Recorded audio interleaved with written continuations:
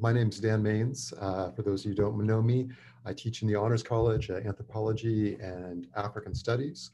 And I want to thank the Center for Peace and Development and the Security and Context Network for sponsoring this event. Also thank Stephanie Sager and Mara McAndrew for all of their help with logistics and getting this organized.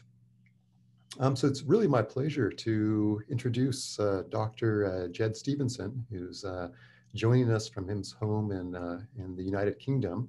Jed's the Assistant Professor in the Department of Anthropology at Durham University. He holds a Ph.D. in Anthropology and a Master's in Public Health from Emory University. Dr. Stevenson has published in numerous peer-reviewed journals. I won't list them all, but just a few include Water Insecurity, African Studies Review, and Social Sciences and Medicine. His research focuses primarily on issues of child development, hunger and thirst, as well as social inequalities. And a couple of things that I particularly appreciate about Dr. Stevenson's research is that one, he's very unusual among anthropologists in that he employs both qualitative and quantitative methods. And one of the things I really like about his work is not only does he employ these multiple methods, but he thinks very critically about their value for understanding different types of questions and about the utility of these different methodological approaches and how they lead to different answers to different research questions. And the second thing that I want to highlight is just that Dr. Stevenson is truly an activist researcher that's put a lot of his own time and energy into investigating and publicizing issues around humanitarianism in the Omo Valley in southern Ethiopia and northern Kenya. And to that end, he's the co-founder of the Omo-Turkana Research Network that draws attention to changes in the river basin and the challenges they present to people in the region. So before turning it over to Dr. Stevenson, I just wanted the format for today's event is slightly different than the typical lecture. Dr. Stevenson will begin with a short presentation outlining some of the key issues around megadams and insecurity in Eastern Africa. And then that'll be followed by around maybe 20 to 30 minutes of discussion where I'll raise some questions to investigate these issues further. And then we should have about a half hour of time at least for discussions, questions from the audience. And you can pose your questions at any time just using the Q&A function through the webinar. So I encourage you to do that. So with that, I just hope you join me in giving a very warm virtual welcome to Dr. Jed Stevenson. Appreciate him joining us from, it's quite late where he is in terms of time zone, but looking forward to his talk and the discussion that follows. So with that, I'll turn it over to you, Jed. Thank you so much, Dan. It's a real pleasure, and I appreciate the invitation. I have some slides that I'll try to share with you here, if you just bear with me. And what I'd like to do is set the scene, really, provide a little narrative and account of how I came to look at these issues. And I want to acknowledge, before I go any further, the colleagues who I work with. I've been in Durham for just a few years now, and I've really gained a lot of knowledge and vicarious experience from working with some really talented people in a number of disciplines. My colleagues in Ethiopia, I'd like to mention Mercy Fakadu and Fana Gebresembet in political science. I have colleagues in engineering at University as well. Other colleagues in geography, as well as fellow anthropologists. And many of these colleagues, as Dan has mentioned, the Omo-Turkana Research Network, many of them are part of this, which is an effort to bring together people from across multiple disciplines to understand the unfolding events in the Omo and Turkana region of Ethiopia and northern Kenya. on the understanding that this is the event set in train by large dams. This is a region being transformed at the moment by dams and plantations, require interdisciplinary attention to unravel. I also want to acknowledge the support of the National Science Foundation, the UK research councils, and the Swedish government, which have underwritten my field research these past years. So with that, let me go on to set the scene in terms of this topic of megadams and human insecurity. First, by thinking about a little history. So the history of large dams as a form of technology goes back roughly a century, a little more, with the first major undertakings of really large dam building being in the 1920s and in the US. I read somewhere that Oklahoma has itself been a site of major water engineering, and some of the issues that I'll be raising today, although my focus is on Eastern Africa and Ethiopia in particular, may resonate with experiences and local histories for you. The US Army Corps of Engineers and the Bureau of Reclamation were responsible for the planning and execution of large dams in the United States, including the Grand Coulee pictured here in the Pacific Northwest. And also credit goes to the United States for the first comprehensive river basin development schemes in the Tennessee Valley and elsewhere, projects which attempted to transform the economies of and ecologies of entire regions at a stroke. And that model of large dam driven development was in the ascendant in the global north in the first half of the 20th century, but from the 1960s shifted to the global south. And Ethiopia has an important part to play in this narrative. In fact, Haile Selassie, the last emperor of Ethiopia, himself was invited to visit the Grand Coulee Dam. And this photograph shows him around 1940 being shown this gigantic edifice on the Columbia River. And he took back with him to Ethiopia this idea, a template of large dam development, which then was applied over the following decades to the Awash River Basin, where Bureau of Reclamation engineers oversaw the planning of the first large dam in Ethiopia, the Kokka Dam on the Awash, which I'll say a little bit about as a preamble to the account of my own research in the Omo-Turkana region. So the Awash Valley, as I say, was the sort of test site in the Horn of Africa generally, Ethiopia being the principal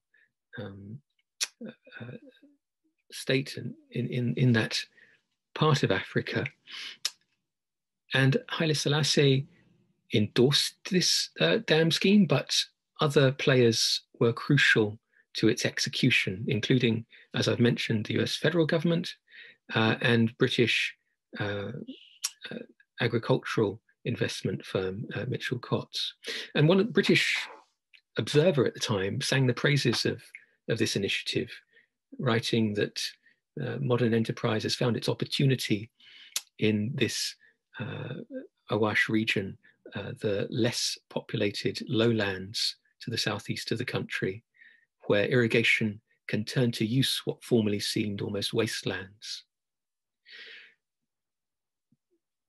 And this is a reminder that here in the Awash, as in many other places, dams served multiple purposes, both for generating electricity. The Gok Dam would go on to supply electricity to the capital, Addis Ababa, but also for changing the character of river basins from being having a tempo of flood, which is typical in equatorial and tropical regions, related to the monsoon rain systems. So whereas in temperate parts of the world, rivers generally don't have huge annual flood fluctuations, in Eastern Africa they do. And dams have been employed to effectively control that flood and store up water behind the barrage in a reservoir to be released gradually, which makes it possible to establish plantation agriculture on a large scale. So in Ethiopia, the Awash was a test site, if you like, both for large hydro and for large plantation agriculture. My next slide here shows the Gok Dam under construction in close to completion in 1960, and also here an image of the completed dam, which in Ethiopia, as in many other countries, was taken as an icon of development, as a symbol of the transformation of nature by human ingenuity and expertise, taming a wilderness or reclaiming a wasteland.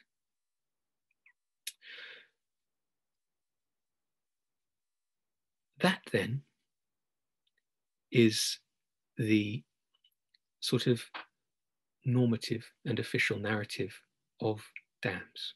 And what I'm going to do really in the remainder of this talk is to try to hold up a light to the flip side of the coin, because dams are extraordinary projects, technological schemes for redistributing resources at a level of entire communities and ecosystems. And with that power of redistribution, it's historically the case that there have been huge losses, huge decreases in human security, as well as increases. So this is part of the narrative that I want to emphasize. A British anthropologist, Glyn Flood, who was working in the Awash at the time the dam and plantations were established, wrote that the river has been tamed and regularized for farmers. He was speaking primarily about the plantation owners, but that it had these negative effects for local pastoralists.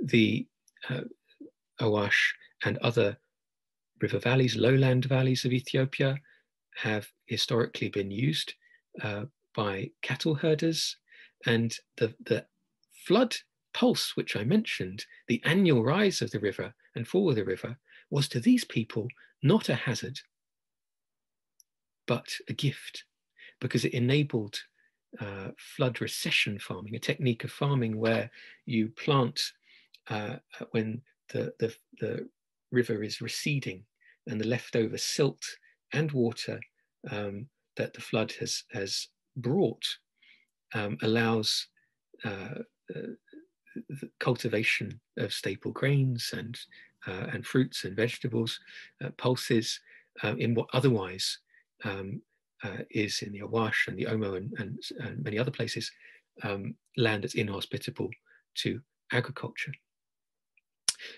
So To recap, the Goga Dam is built in 1960 after Haile Selassie comes back from the United States. By the 1970s, the costs, the human and agricultural costs of this dam begin to show. Indeed, before 15 years are out in the early 1970s, the region, including the Awash, suffered a disastrous famine, as Maknoun Shami and Jean Niddle write. A famine that killed perhaps 30,000 people, who many of whom were formerly reliant on the flood-based and herding and farming that I've just described. And at the same time, the cotton plantations had bumper crops. The regulation of the river served one constituency very well and took away security from another. This famine of the 70s, early 70s, would contribute to a growing discontent in Ethiopia at the government of Haile Selassie, and was one of the sparks for the revolution, which in 1974 unseated him and brought in a socialist military government known as the Derg, in what was the last major revolution of the 20th century. Nonetheless, the large dam model remains alive and well in Ethiopia. Indeed, the current government, the Ethiopian People's Revolutionary Democratic Front, has in fact doubled down on large dams as a political and economic strategy. The several major rivers have been dammed within the last 20 years. From the north of the country, the Tekeze is in Tigray, close to the border with Eritrea. The Grand Ethiopian Renaissance Dam, the biggest of them all, still under construction on the Blue Nile. And the Gibe 3 Dam, which is the one that my colleagues and I have focused on, and which I'll say more about in a moment. It's the largest existing completed dam in Africa, and has radically changed the ecology downstream in the Omo River. At the same time, is producing very large benefits for the state and allied interests, reportedly doubling Ethiopia's electricity generating capacity, and also providing electricity to neighboring countries, including Kenya and Djibouti. So this, as I say, is the region where my colleagues and I have worked, the Omo-Turkana Basin. The Omo River flows down from the Ethiopian highlands into this lowland area, the lower Omo, where my colleagues and I have worked in the past decade, and then finds its terminus in Lake Turkana, the world's largest desert lake, which is entirely within Kenya, north-west, again, a very arid part of the continent. The equator runs through northern Kenya, and this is a very lowland region, so a very, very parched area with Omo and the lake really serve as lifelines for the local population. This map here shows you the topography from a satellite. You can see the kind of gradient in ecology from the green forests of the Ethiopian center here, where the headwaters of the Omo are, to the much drier lowland environments down here in the lower Omo, the delta, and around the lake. I'd also like to mention this is an incredibly ethnically and linguistically diverse part of the world. The Lower Omo region itself is home to some 15 different linguistic groups, an in kind of density of cultural and biocultural variation found in few other places in the world. The Niger Delta and the New Guinea Highlands would be some comparable cases. Those peoples speaking multiple languages, relying in broadly speaking on flood recession cultivation and herding of cattle, have been catastrophically affected by the dam and the irrigation complex that have really descended upon the region in the past decade. So the river here, the lower stretch of the river, flowing through the Bodi, Mursi, and Yangatom territory. Those are the groups that I have had the opportunity to work with, has been carved up into multiple state-run sugar plantations. There's also some private investment, agricultural investment on a smaller scale. But this has meant displacement and land alienation for the peoples of the Lower Omo. And it's actually the plantations that have been the more direct and clear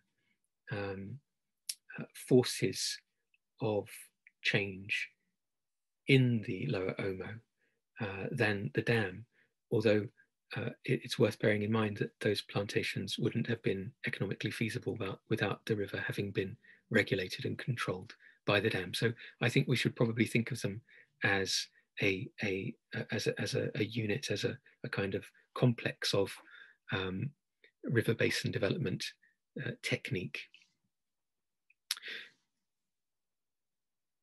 A snapshot here from some of my fieldwork with my colleague Lucie Bouffavant. This image shows people in the part of the Lower Omo displaced by sugar plantations and provided in recompense with very small plots of a ½ hectare per household to farm maize on using government supplied irrigation canals, living in a very transformed landscape. Ordinarily, Bawdy farmsteads would include trees under which people could shelter while they were taking breaks from farm work. This is a denuded landscape that the planners have brought into being, one where trees were cut down to maximize productivity. This logic of maximization extending even to the very small plots of farmland allocated to people for subsistence farming, and trying to get a respite from, or shelter from the scorching midday sun by putting cloths up on these immature maize plants while they have a drink.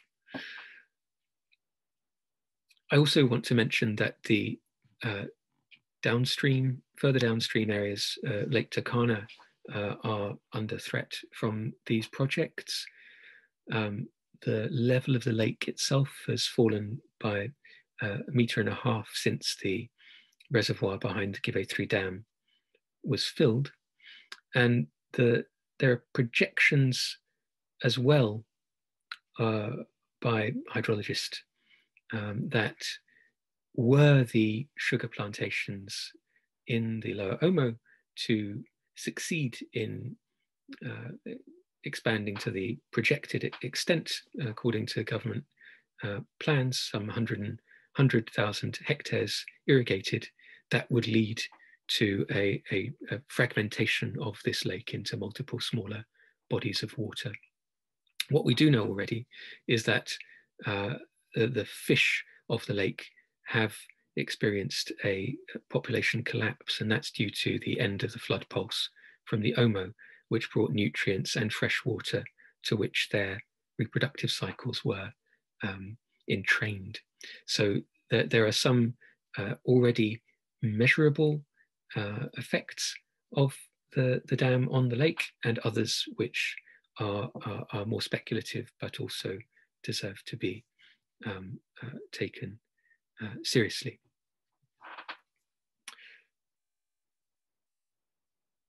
And that's my overview, really, of the work I've done with my colleagues in the Omo-Turkana region. Really, work in progress. A lot more that I have to learn.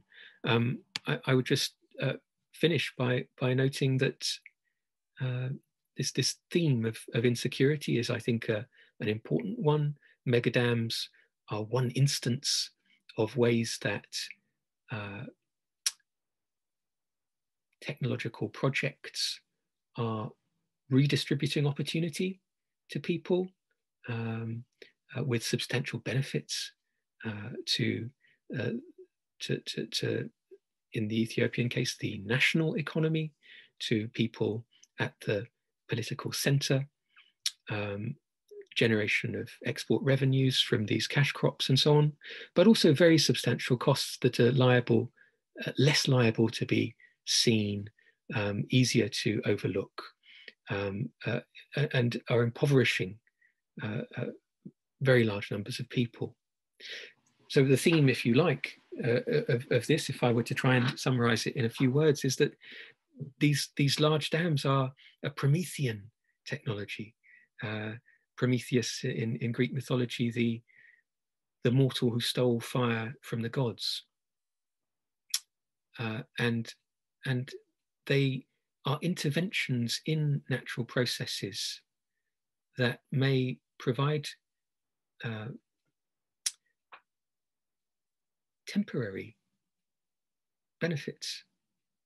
And yet the question of the timescale over which those benefits may be reaped is a very important one. We see in the US now and other places that were building large dams in the early part of the last century, that these dams are coming to the end of their lifespan.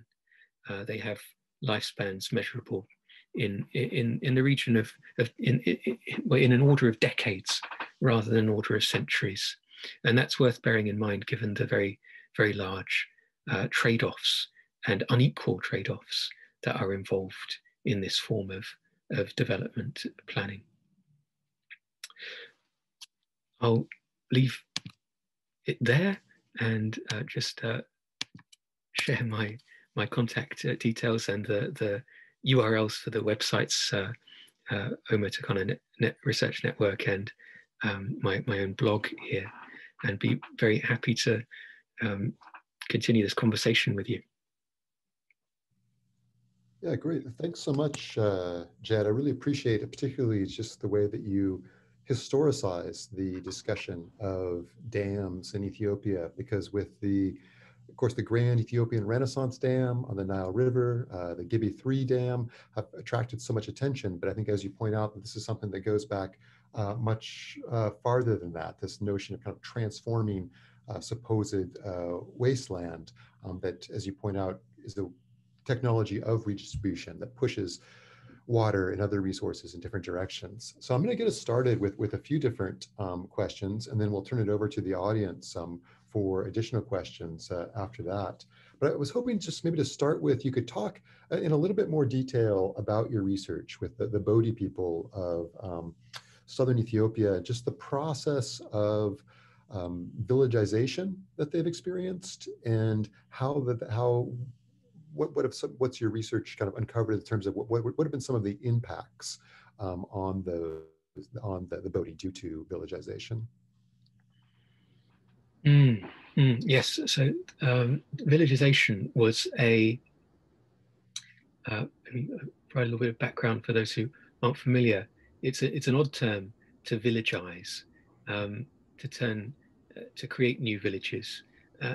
or to bring people into villages, and that is a part of the policy of um, the government in response to, or as part of the package of um, uh, the taking of land for plantations.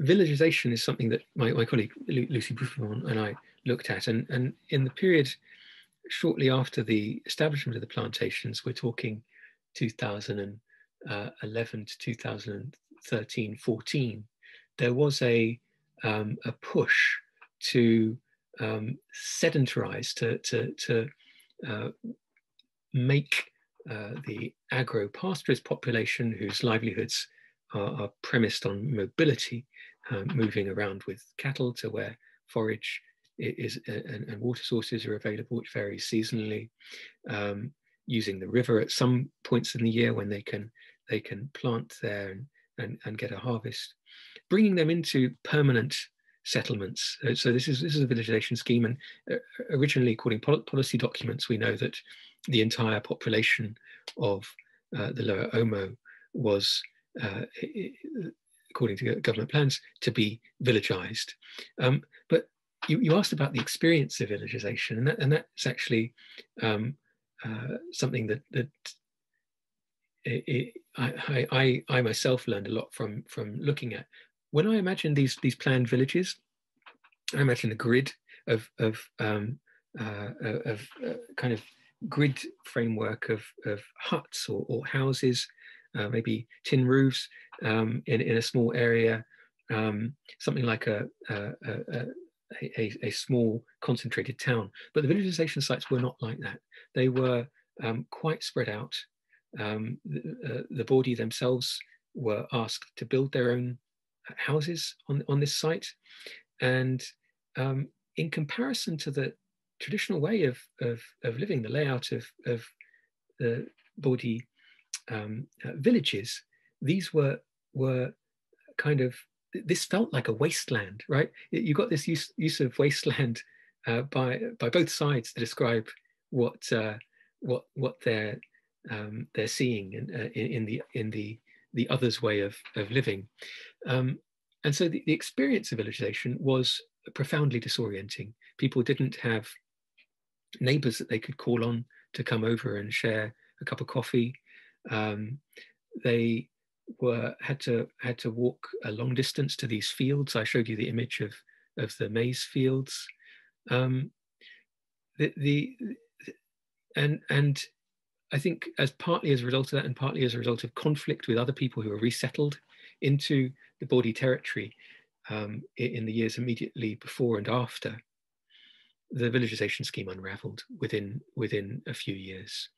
And by 2015, there are very few people even attempting to make a living in those villagization sites. So that is the best account I can give of the experience and it's kind of the way it panned out. Yeah, thanks for that. I mean, one of the issues that comes up with discussions of big dams, particularly in Ethiopia, is this sort of back and forth oftentimes between the Ethiopian government and between activists, oftentimes the activists that are opposed to dam construction, and discussions of of who has the right to comment on Ethiopian dams. So I think you quoted from a speech from the former Prime Minister of Ethiopia, Meles Zenawi, and I'm going to read just a little bit of that speech and I'm curious to see what your thoughts are on this. And this is from 2011, when it was actually speaking at the Pastoralist Day, interestingly enough, near the location of the Omo River Dam, the Gibi 3. And he says that there are some people who want to block our freedom to use our rivers and to save our people from poverty. They just want to keep the pastoralists as a tourist attraction and make sure no development happens in pastoral areas. they team up with the people who don't want to use our rivers to broadcast their propaganda. There can't be anyone more concerned for our environmental conservation than we are. So kind of creating this difference between the different perspectives based on kind of insider outsider based on the nation. So I wonder how you respond to some of those arguments. Mm. Yes, I think it's an argument that has force.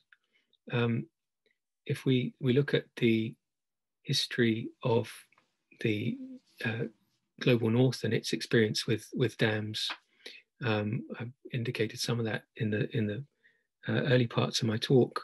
Came across a paper published just a few weeks ago in Nature, estimating more than a million dams on Europe's rivers.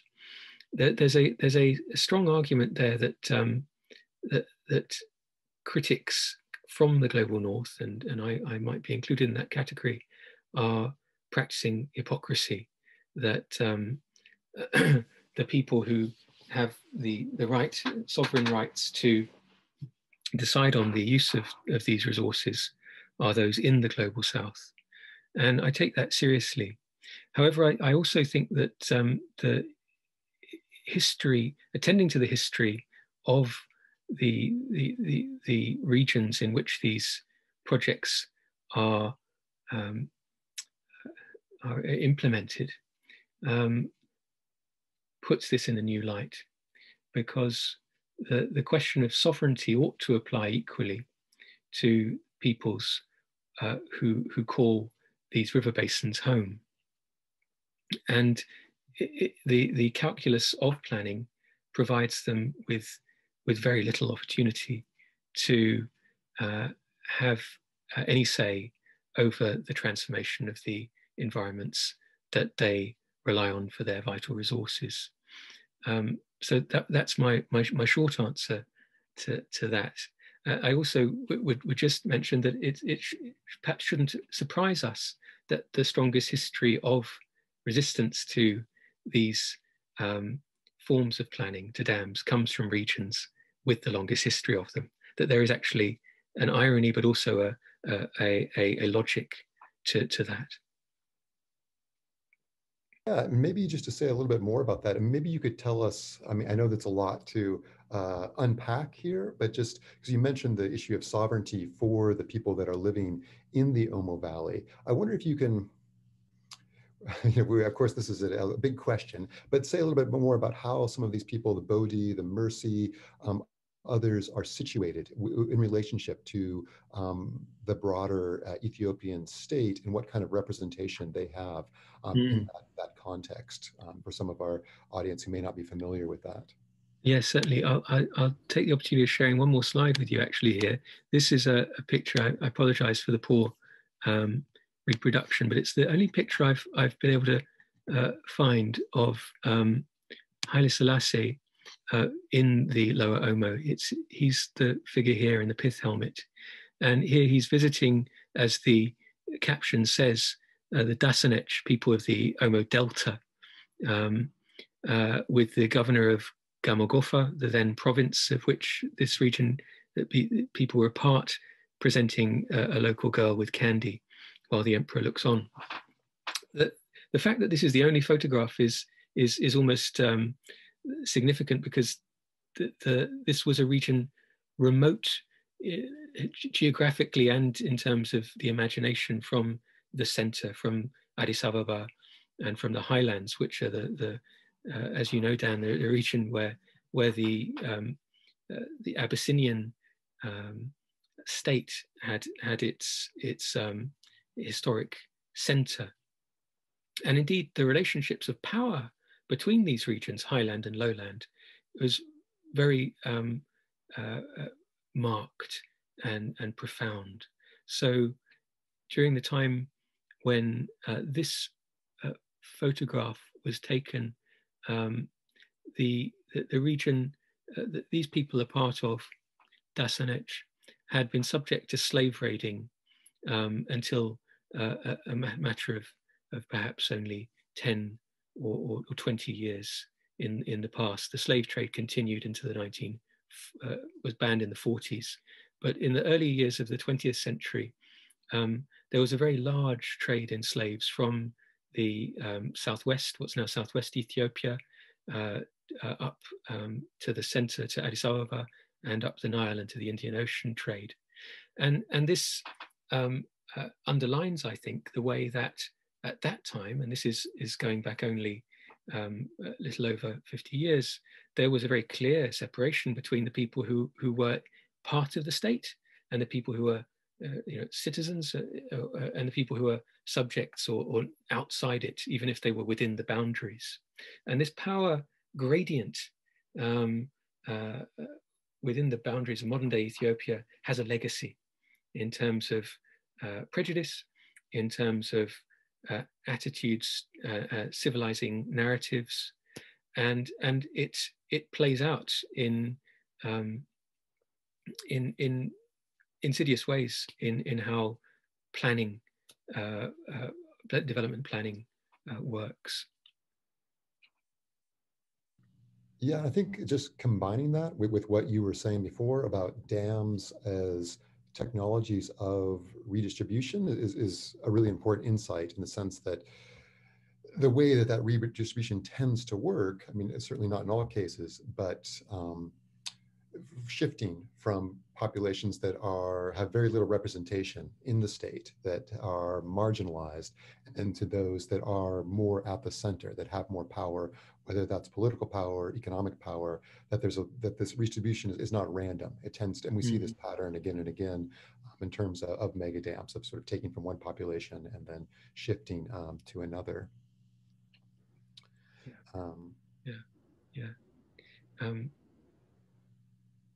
If you permit me, there's a parallel that it's been on my mind for a long time, and which I haven't found a way to work into a talk. But there's a piece in Mark Twain's book Life on the Mississippi, where he writes about the natural variation in the river, the fickle nature of the river, the way that it would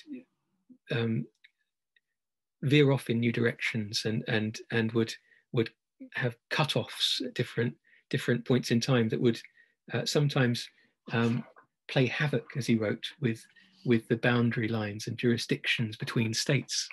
And he writes here that a man living in the state of Mississippi today might experience a cutoff tonight, and tomorrow he and his land will find themselves over in Louisiana and subject to its laws.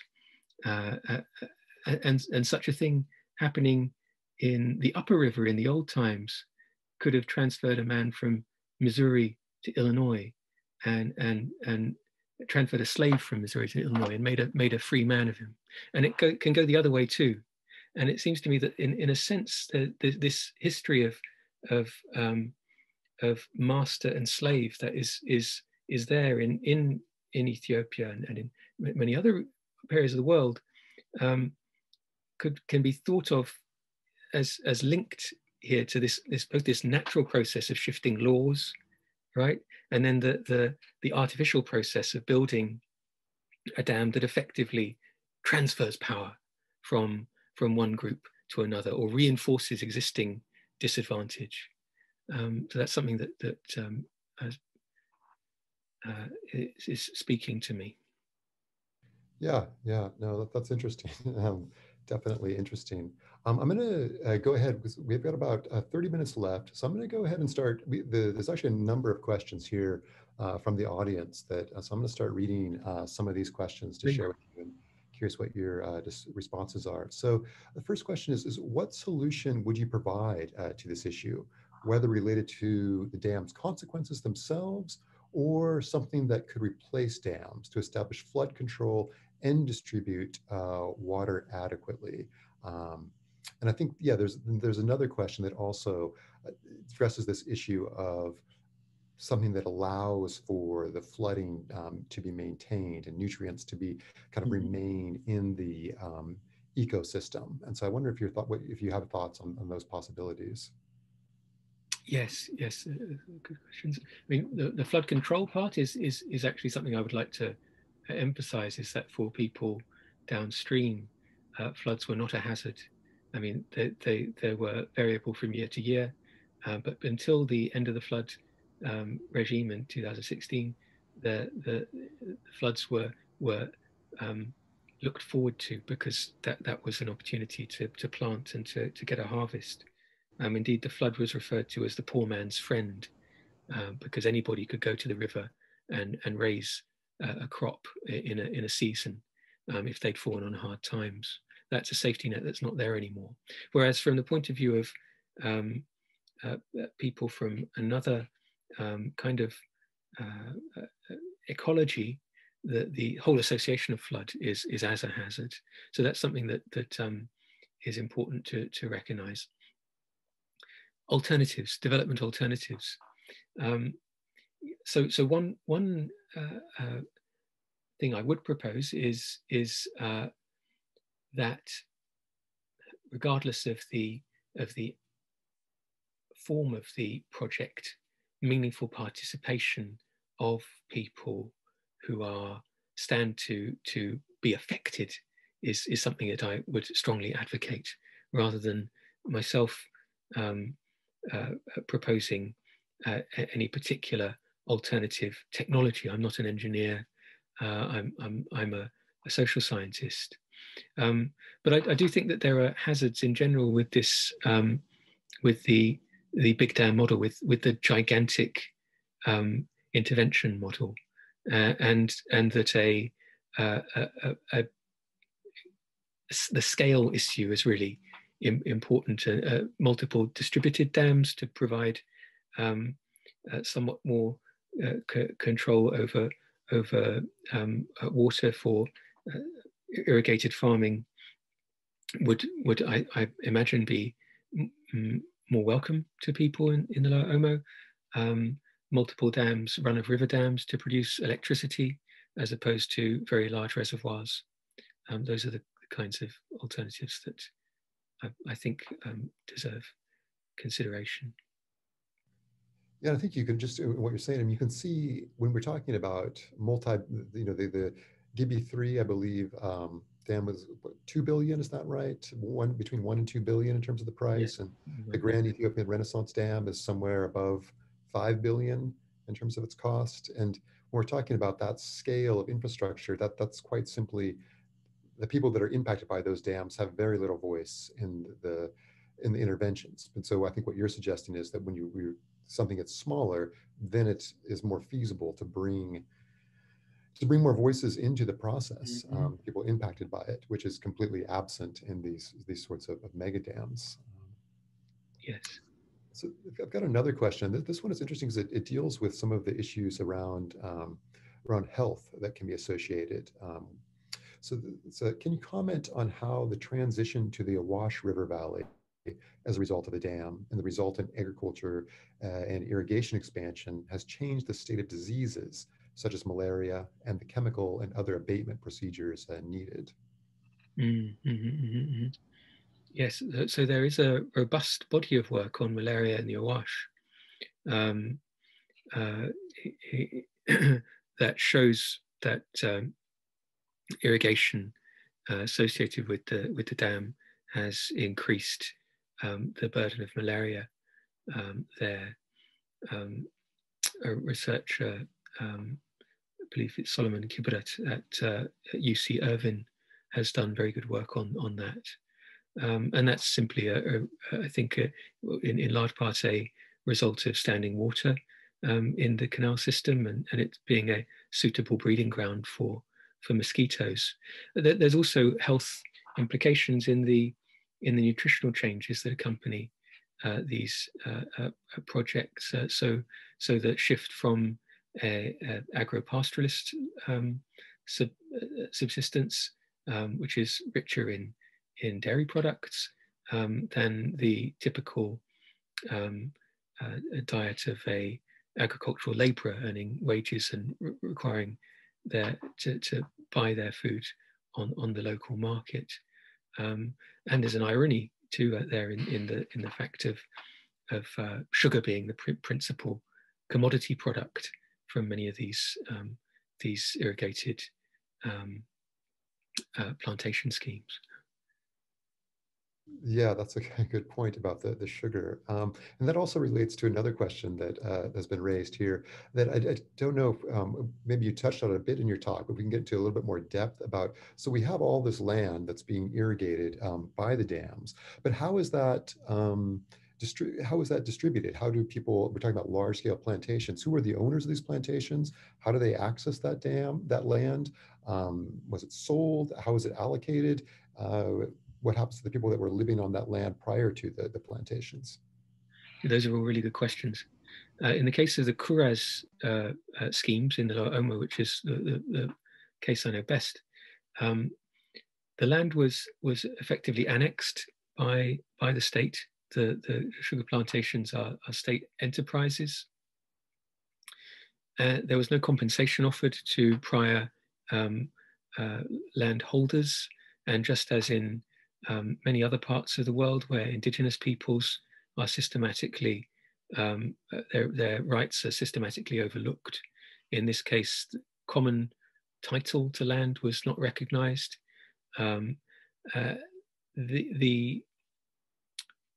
The tiny plots of half a hectare each that the body received was the closest to compensation or restitution that the plan provided. And although there has been some talk of privatization of these sugar plantations, they have not fared well economically in the first years of their operation. They are still at the moment state enterprises. Okay, yeah, that's I think that's important to keep that in mind, how that process occurs. So we got a couple related questions. I'm going to ask these together with each other. So how can engineers and social scientists work together better to anticipate and mitigate these types of challenges that you're describing? And also, how can we better prepare our students to address these complex and multifaceted projects? Good question. Working across disciplines is not easy, and I found it stretches me to work with this interdisciplinary group in the Omo-Turkana Research Network. It's interesting that what is taken for granted in one disciplinary community of practice, it can be very much outside the comfort zone of somebody from another. I would like to think, though, that a sustained collaboration in particular places is really one of the things that opens up the potential for that constructive working across disciplinary divides. That the experience of working in one world area, one basin, in the case of these hydroengineering and social schemes, is a great way of doing it, because there's an opportunity there for the questions that the other discipline or specialist can answer to arise for both sides. Whereas when we're working, when let's say you're moving from place to place, project to project, there's little opportunity for those kinds of conversations to happen. That's my first thought. It's but there another part of the question I haven't answered. Well, I think there was also the aspect of, in terms of teaching, in terms of students. Oh yeah. How might we direct them in ways that help to kind of productively think through some of these issues? particularly also once they graduate, and if they're interested in working on in these areas. mm, mm. Well, there's I think a very important body of work that I haven't really touched on here is the sociology of displacement and resettlement that emerged really from the World Bank in the 1990s under Michael Chernea, who was their chief sociologist. And the bank's publications are, in some sense, they're um, uh, very much part of the official literature on dam planning. They are written for financiers and engineers and technocrats as well as social scientists. But from the frameworks that they devised under pressure from constituencies who'd been ill-served by their prior projects they'd funded prior to the 1990s, really it has enduring value. So I'm thinking of the impoverishment risks and IRR, impoverishment risks and can't remember what the final R stands for, but Michael Chernea came up with this framework that is very useful. And rather than thinking about these negative outcomes as unfortunate consequences that can't be foreseen, the framework lists a number of ways in which any project that displaces people, dams, roads, any large infrastructure, can produce impoverishment by depriving people of land, by rendering them more food insecure, by changing disease risk patterns. And each of those risks has to be accounted for in advance and mitigated. So it should be built into the financial planning as well. And I think that's a framework that is really, really valuable and can be related to from multiple disciplinary perspectives. Yeah, I think that's interesting. Yeah, just to start with a framework like that, and as a way of bringing in engagement from different perspectives. And I think you mentioned before also just common frameworks, common regions, sort of these sorts of grounds provide the basis for conversations in some ways that can be really productive from multiple perspectives. That's right. Yeah, impoverishment risks and reconstruction. I remembered it. So you've got the risks, and you've got things you've got to reconstruct or to factor in for those risks. Taking it in kind of a different way, but a very large, kind of another broad question, takes in a different direction, but I think one that's interesting. So I'll just read the question here. Environmental management or geoengineering seems to be something humans always believe is just 1 to 2 steps out of our control, or that we think we can properly manipulate the earth without spreading major consequences. With Ethiopia's mega dams and other development-related environment projects, it seems we're always proven wrong. Do you think environmental manipulation is itself a broken way of thinking? Or is it just that management rarely has the interests of the most vulnerable populations? Mm. Yeah. It's interesting. I mean, I'm apt to fall back on a model of either humans in symbiosis with the environment or radical modifications, kind of digging our own graves. And there must be it must be a continuum. I think that kind of dualism is misses a lot.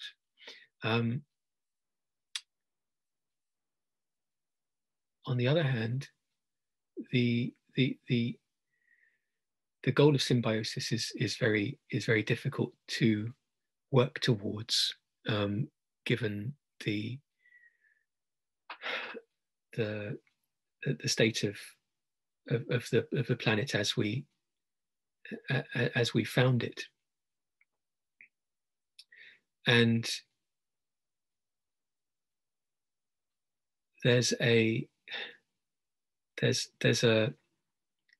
appeal to the radical geoengineering fix that is understandable.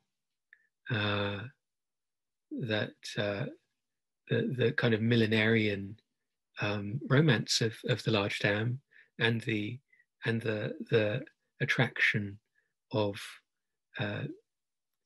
the geoengineering project that would solve the climate problem for us, for example. Living responsibly is a huge challenge, and it's something that we all, I think, must confront in our own way. It's certainly the case that we are confronted with it more clearly and are less able to ignore that challenge, I think, than any other generation before us. What is there between the Promethean hubristic project and the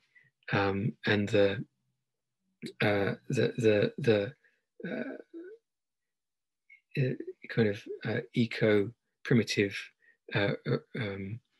fantasy? There is a range of possibilities there, and I think that's the terrain that we need to together as social scientists, as engineers, to explore with an appreciation for the political nature of that field as well, and it's the tendency of the marginalized to be systematically disadvantaged by schemes that they don't have an opportunity to influence. Yeah, in some ways, it sounds like your response kind of takes us back to that fundamental question of, okay, humans always influence their environment, but there's these certain technologies that drastically reform the environment, and this question of who has a voice in the use of those technologies, who has the voice in their creation, but also their deployment. And there's actually another question here that comes from an audience member that specifically asks about that. And I'm not sure if you have the information about this or not, but it's were these dams created with the stakeholders who benefit from large agricultural farms and electrical grids, or were small communities along the river brought in for meetings before these dams were erected? And I guess I would just add to that, I don't know if you have any information about any attempt to involve stakeholders or others in the production of the dams, but as well as the after effects, the irrigation, the management, the plantations, these sorts of things.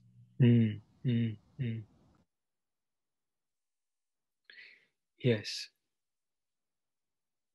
So it depends how far back in time. There's multiple ways of answering that, and it depends how far back we want to go historically. As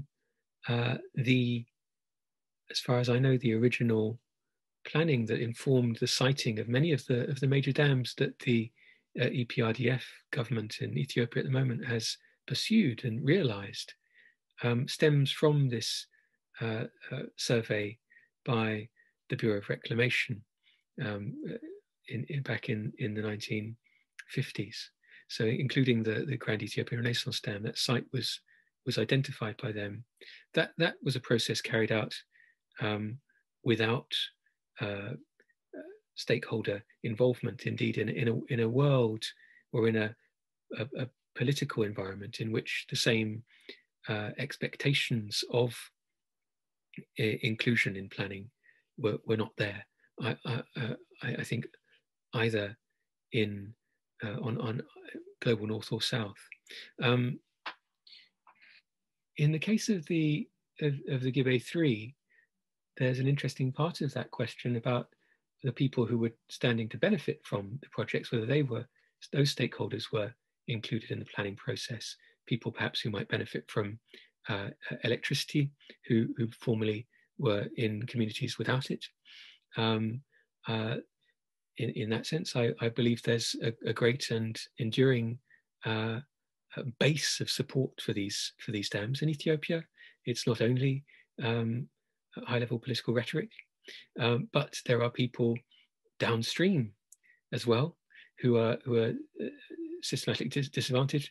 They were not consulted before the project began. In the case of Gibe 3, there were efforts to consult afterwards, and Ethiopian scholar Yitnakacho Ayele has written about the consultation process in the Lower Omo.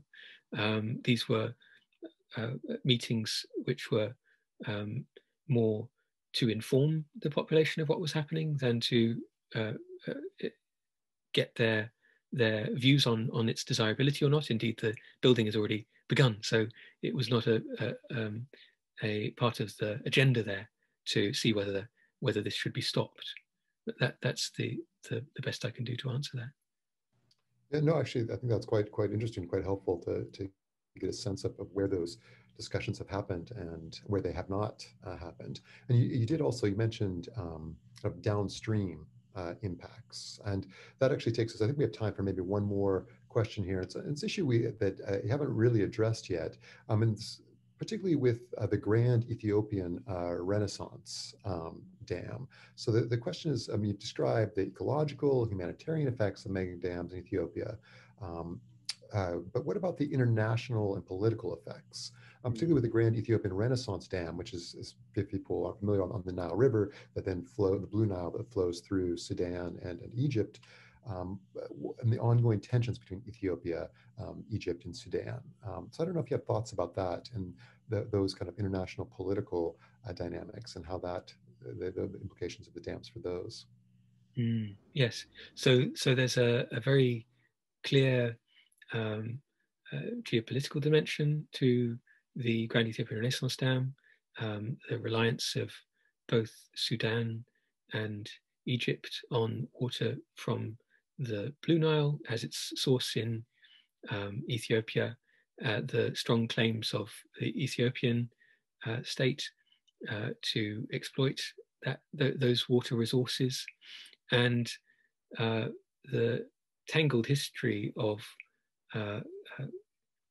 covenants and treaties with their own political stakes and an unequal representation that exists in terms of Nile claims and hydropolitics. I can't say very much more about the Nile, but I think that those issues are echoed in interesting ways in the Omo, also a transboundary basin with only two claimants, Ethiopia and Kenya, but where the potential costs for the downstream party, for Kenya, have been much more, received much less attention, let's say, than the Nile case. And that's surprising in some ways, because there are real threats that the dam, and particularly the plantation schemes, pose for Lake Turkana and the peoples of northwestern Kenya generally. It's explicable potentially by the fact that the Kenyan state is buying electricity from the Gibe 3 dam from Ethiopia, and indeed the World Bank has funded some more than $600 million electricity transmission line project linking Ethiopia and Kenya as a part of the infrastructural package that made Gibe 3 possible.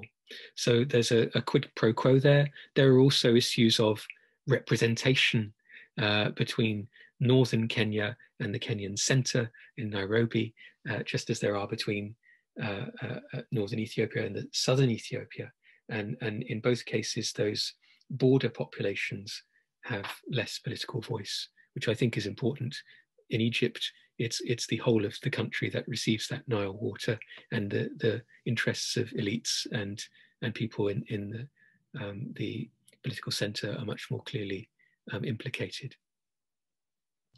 Yeah, no, I think that there's a major contrast. If we take it the case of northern Kenya and the Turkana people and their representation within the Kenyan state versus Egypt, I think that goes a long ways towards explaining why we don't hear as much about cross-border issues, even though, as you said, the largest desert lake in the world, I believe you said, in Lake Turkana, is being severely threatened. And I wasn't aware of what you said about the impacts on the fisheries already. It's quite striking as well.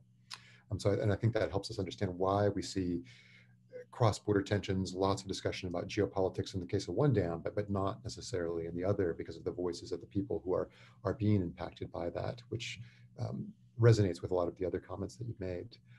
Well, I think we're about out of time, so I want to thank all of the participants for their questions. I want to thank you, Jed, for being with us and for joining us today and giving a real thoughtful responses to all these questions and really educating us about some of these issues around dams and in East Africa. So just one final, I guess, digital round of applause for your participation and your time.